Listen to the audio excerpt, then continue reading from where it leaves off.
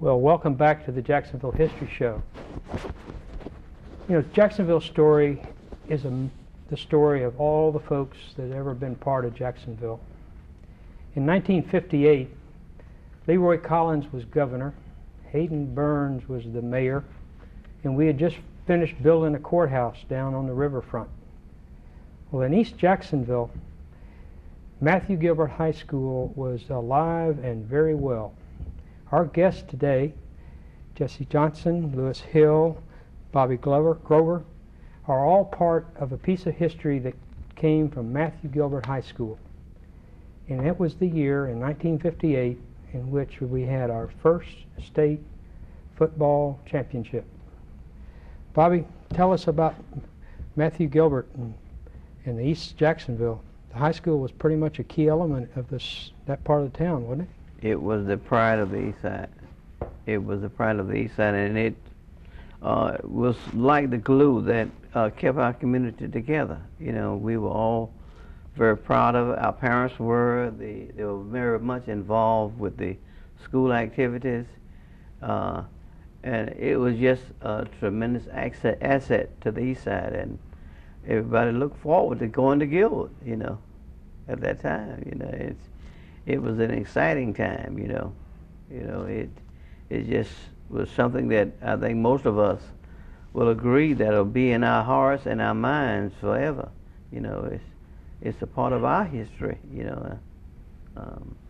And Gilbert School was so entwined with the community, you know. Everybody was just, you know, so proud. You know, like I mentioned with Jesse, we were talking about the homecoming parades and the different parades that we had for Gilbert and Stanton.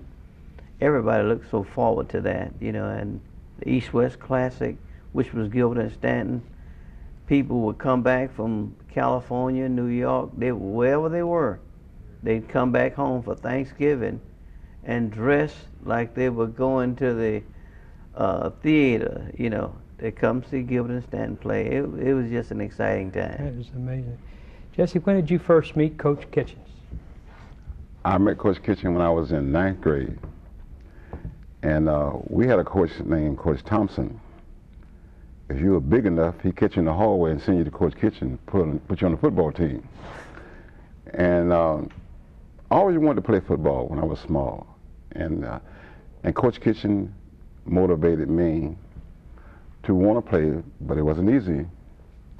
But I always wanted to be on his team. Did he motivate a lot of that group? He motivated everybody on the group, everybody. Wow. Yes. Lewis, how did you, where were you playing on this? Did you get caught in the hallway and get recruited? No, I kind of got committed into this place when I was living in this south of Jacksonville, and I got in a little juvenile trouble. And they kind of, Judge Marion Good, and I never forget his name, he sent me to the parental home for colored boys on Jesse Street. And from there, things started happening. I would get a bucket of cement and on each pipe, on an iron pipe, and start pressing the weights from the ground. And when I went from Oakland, from Oakland to Gilbert, it was nothing else to do. Some of the boys in the program were already on the team, and they said, "Won't you go off of the team, Lewis? You look pretty strong." So I went on out there, and I didn't know what to do. I didn't know anything about football, and I just started doing what they were doing. And a couple of the guys who made All-America and went to the pros beat up on me pretty good the first day and had me walking back to the boys' home, and I was beat up, bloody, and I started thinking, I said, now, I got to learn how to get in there on these guys, and so I did. I learned how to get through the line and make tackles. That sounds like a real education right in there. It was a blessing for me to be there with these guys, and they never did treat me like I was locked up. They always treat me nice because they had to come to the place where I lived to practice. Gilbert didn't have a field to practice. They had to come to the place where I live on Jesse Street. Oh, I'll be there. And we worked out back then. I stayed on the team for all the time I was in the home, from 55 to 60 when Bob and I graduated. Jesse left us a year ahead of us, but that was my only outlet. That's the only time I felt kind of good. I didn't worry about where I lived, where I came from. It's really a part not only of the community's life, but your life. Yeah, it just gave me an outlet. I would feel difficult. Jesse, how did the 58 team start to form? Did that start going together in the 9th grade? It started going together in the 11th grade. After the 11th grade class left, Coach Kitchen knew what he had, but we didn't know this. And he wouldn't tell us anything. And we began to play, and everything started clicking on time, and we began to win games. But you know, he never come up to say, you guys got a winning team. He played you like you're going to win the first game. We never played like we were going to win at all, you know, until we got to the last game. And so we didn't know what was going to happen after we won from standing. After we beat standing, we didn't know where we was going.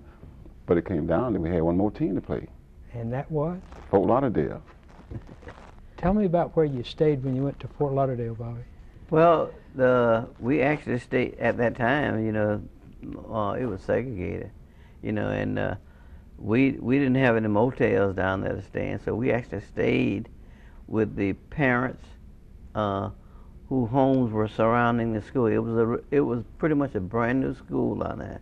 In fact, it was so new they had not developed a heating system for Dillon High School in Fort Lauderdale, and on a cold day they closed the school, which is what they did on one of the days that we were down there. You know, but the people there just opened their arms to us and received us in just like we were their kids. It was very heartwarming, you know, for them to care for us the way they did down there, you know. And of course, after the game, you know, after we won the game, we were invited to the Orange Blossom Classic, and we went down there and they showcased us in Miami. Wow. You know. Jesse, you told me that you will never forget the lady that was your hostess for that. Yes, her name was Miss Freeman.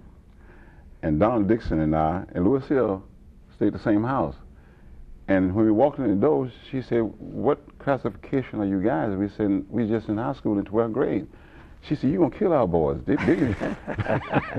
y'all some big cottage-looking guys. No matter, we're just in 12th grade."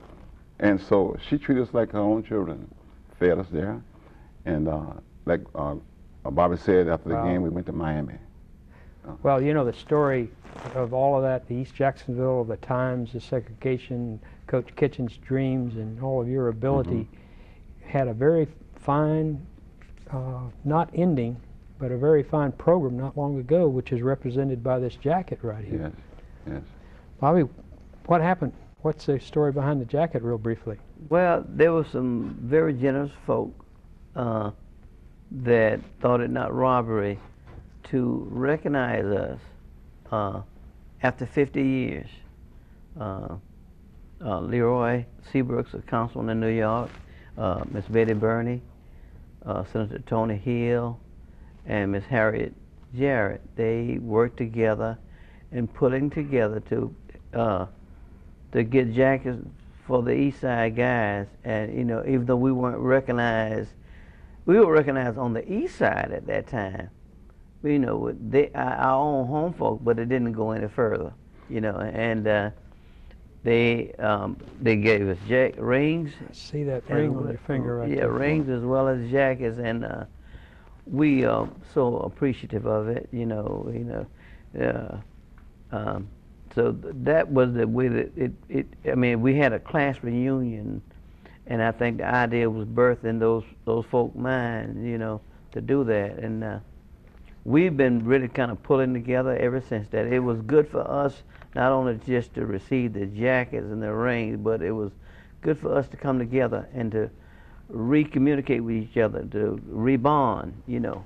And well, gentlemen, I will tell you this, that hearing the story directly from you guys and reading about Coach Kitchen and his inspiration to all of you on the east side of Jacksonville, I'm real proud to be from Jacksonville. And I can only admire you for the way you stick together. Our city has got a rich history, and you are very much a part of it. Thank you very much for watching all the History Show today. We'll be back in just a minute for the latest review of Jacksonville's endangered and successful restorations of its historic structures. Thank you.